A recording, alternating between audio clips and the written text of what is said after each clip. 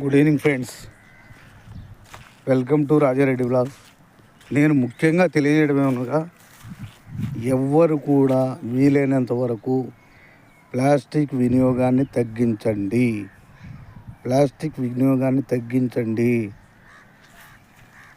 మన తన్న తల్లి కంటే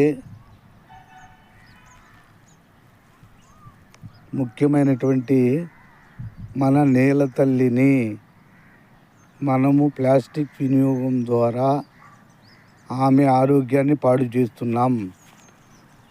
ఆమె ఆరోగ్యాన్ని పాడు చేస్తే దాని పర్యవసానంగా మన ఆరోగ్యం దెబ్బతింటుంది.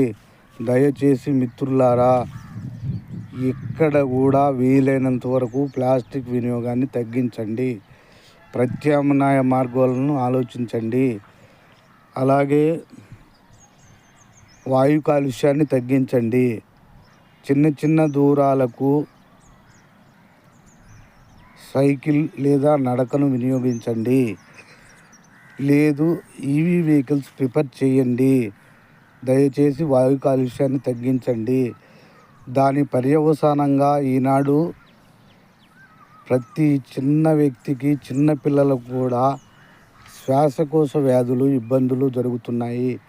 అలాగే ఆహారం కలుషితం అవుతుంది. ముఖ్యంగా చిన్నపిల్లలకి ప్యాకేజ్డ్ ఫుడ్, కుర్కురేలు, లేసు ఇటువంటివి పెట్టకండి.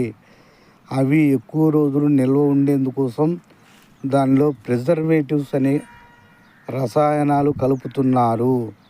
అందువల్ల అవి మన పిల్లలకి శరీరంలోకి వెళ్ళి చాలా అనారోగ్యం చేస్తున్నాయి. అలాగే చైనీస్ ఫాస్ట్ ఫుడ్ అయినటువంటి న్యూడిల్స్, గోబీలు ఇవి ఎక్కువగా తినకండి. వీటిలో కూడా అజినోమోటో అని చెప్పి ఒక రసాయన ఉప్పును ఉపయోగిస్తున్నారు.